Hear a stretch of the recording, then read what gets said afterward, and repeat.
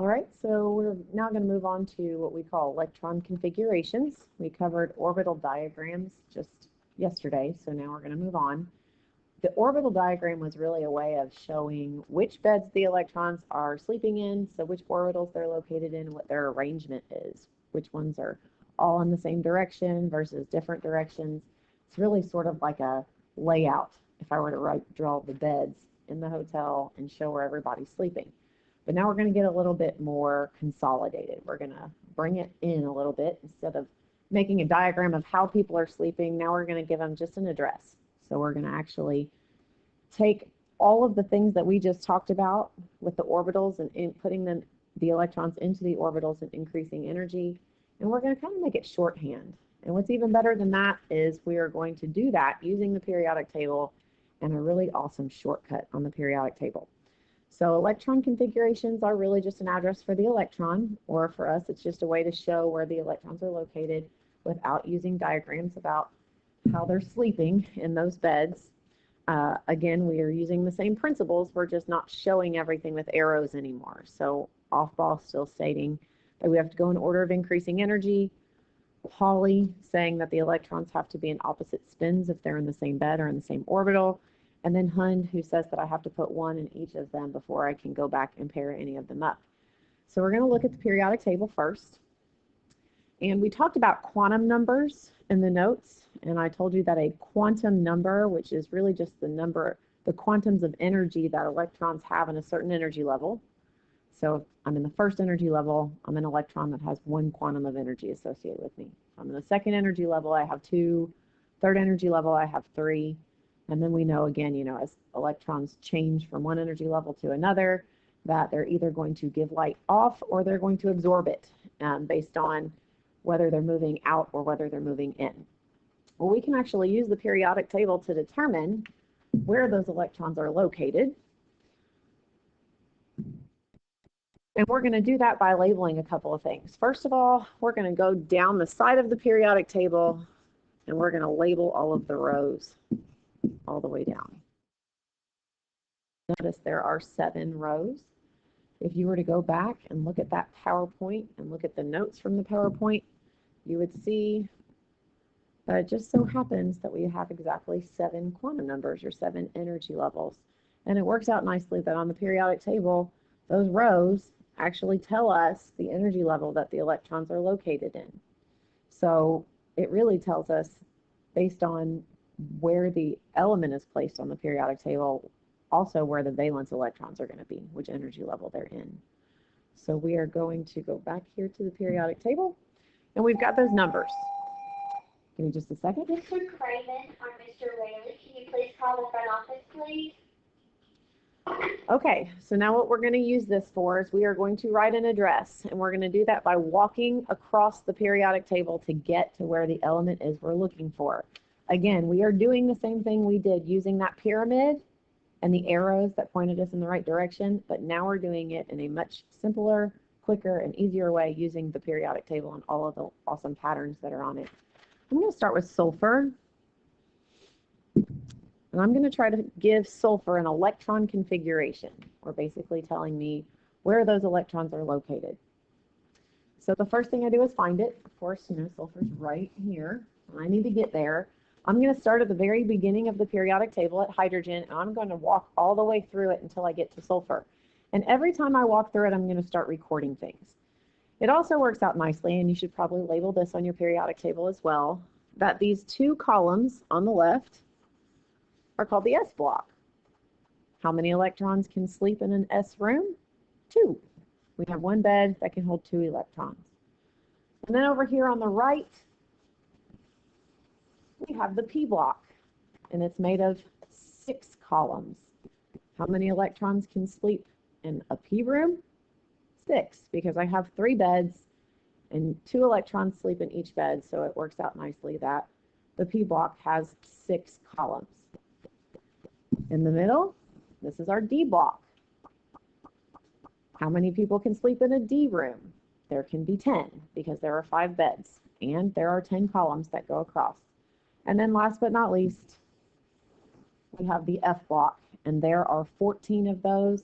I will tell you that I don't love this periodic table because in reality, I think these two, lanthanum and actinum, should actually be up here. And then the Lu and the Lr would be down here.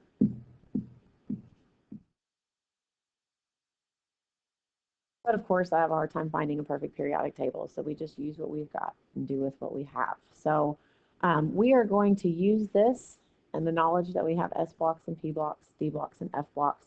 And as we go through the periodic table, write down where we've been. It seems a little bit confusing because even though helium is over here in the P block, it really is still part of the S block. Because remember, 2 electrons can sleep in the S room, so that's going to be hydrogen and helium, that's 2. So it actually is still a member of the S block. So I start here. Every time I go through the S block, hydrogen and helium, and as I go through it, I'm going to write it down.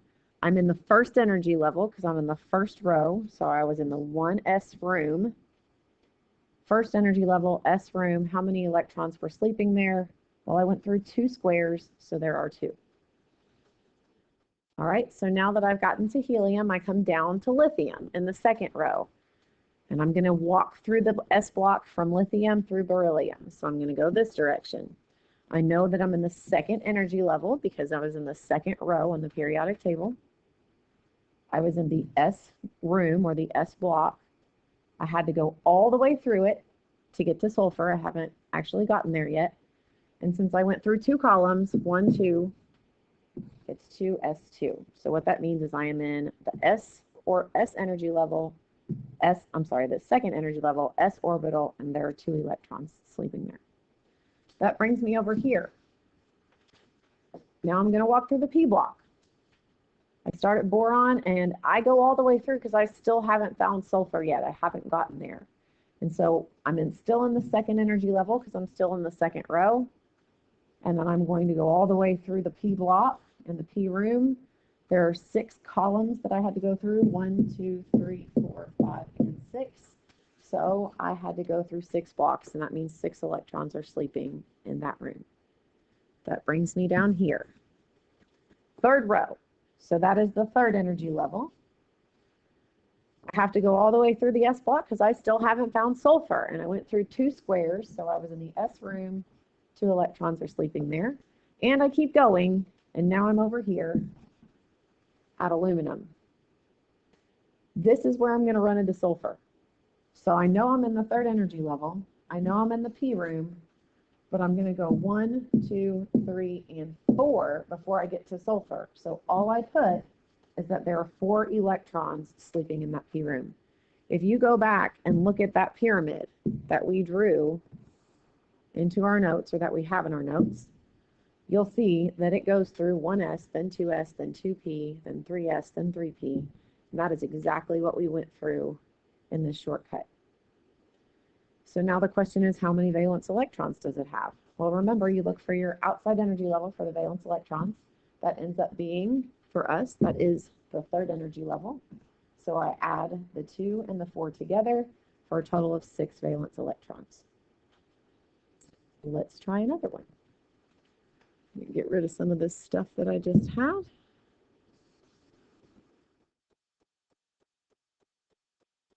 And now I'm going to try one that actually goes a little bit further down, and it's going to get me into the D block a little bit. So let's go to Ru, ruthenium. Ruthenium's here. And I'm going to do everything I can to get there, starting at hydrogen. And I'm going to write down every block that I go through and how many squares I had to pass through in order to get to the other side, or to get me to Ru. So I start up here at hydrogen again. I have to go all the way through the S block in the first energy level, and I went through 2 squares. Then I end up back at lithium into the S block. I'm in the second energy level, second row, S block. I went through 2 squares, so I have 2s2. I come back over here to boron. I have to go all the way through that second energy level P block, 6 squares, so I put 2p6. Come back to the other side to my third energy level, S block. I went all the way through sodium and magnesium, so I went through 2 squares. Brings me back over to where I just left off for my sulfur, 3rd energy level, P block. This time I'm going all the way through it. So I have 6 electrons that can go into that room, into that orbital. Now I'm going to get a little bit tricky here because I'm going to go through the 4s block to get to ruthenium. 4s, and I went through 2 squares. But look back at your notes, at your PowerPoint. Where did we go after 4s? We've got my 4s, then the arrows point me to my 3d. The reason for that is that this energy level on the side, those rows that stand for energy levels, is our quantum number. I've been calling it a quantum number in the notes, and I've been talking about it a little bit as a quantum number. When you get to the D block, in order to put them in order of lowest energy and to actually follow the pyramid indirectly, you have to take one off that N number.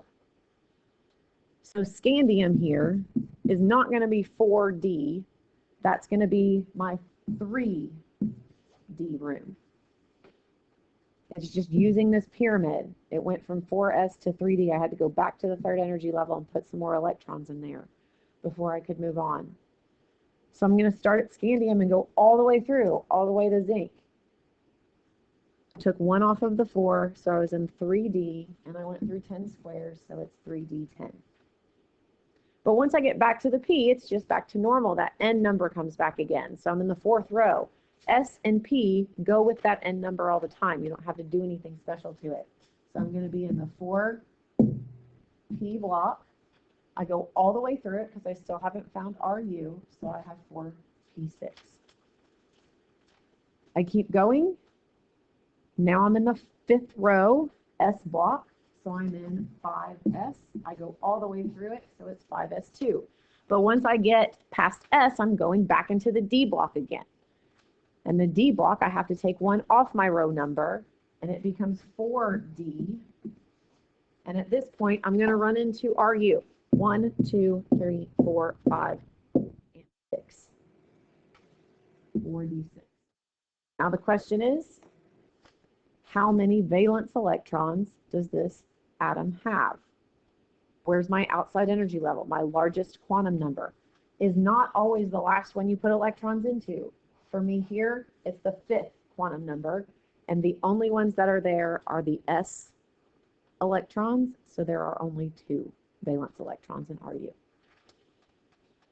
All right, we're going to do one more of these before we go ahead and practice a little bit. If you notice,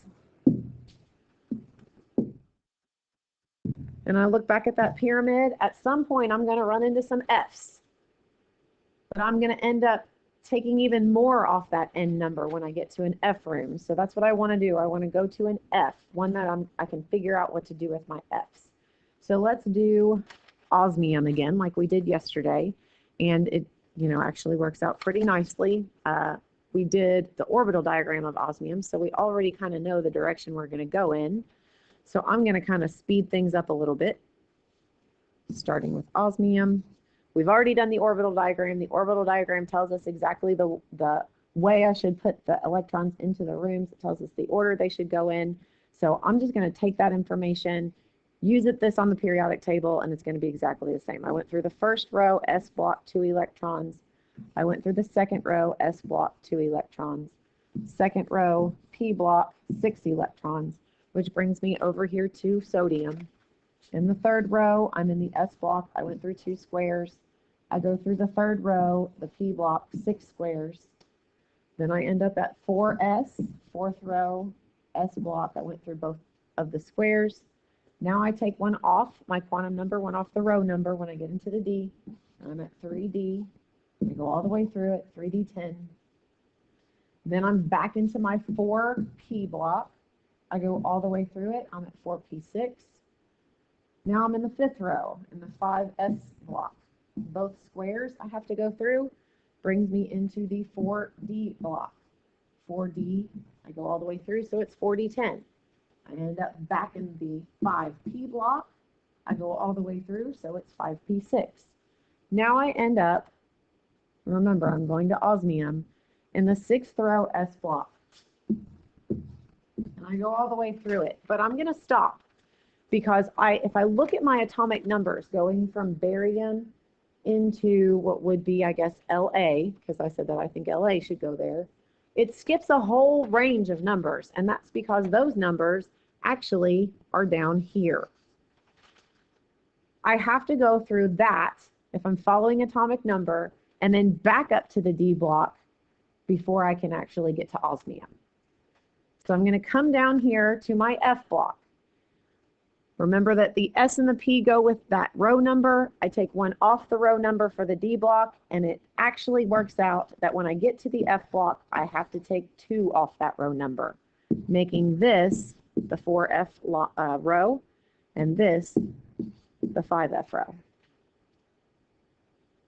How far did I have to go through the F block? All the way through it. So from 6S, remember this was my 6S, I came down here through 4F, and I went all the way through, and there were 14 electrons that sleep there. That brings me back up into the D block. How many squares do I have to go? And remember the D block, we were in the 6th row, so now we're in the 5D block. I went through 1, 2, 3, 4, 5, and 5D6. And if you look back at your orbital diagram from yesterday, that should have been exactly where we left off. You should have had 6 things sleeping in the 5D room at the end. How many valence electrons are there? Well, what's my outside energy level? I have some in the 6th energy level here, which means I would have 2 valence electrons. All right, so go ahead and practice this on your own, and we will pick back up with noble gas configurations later.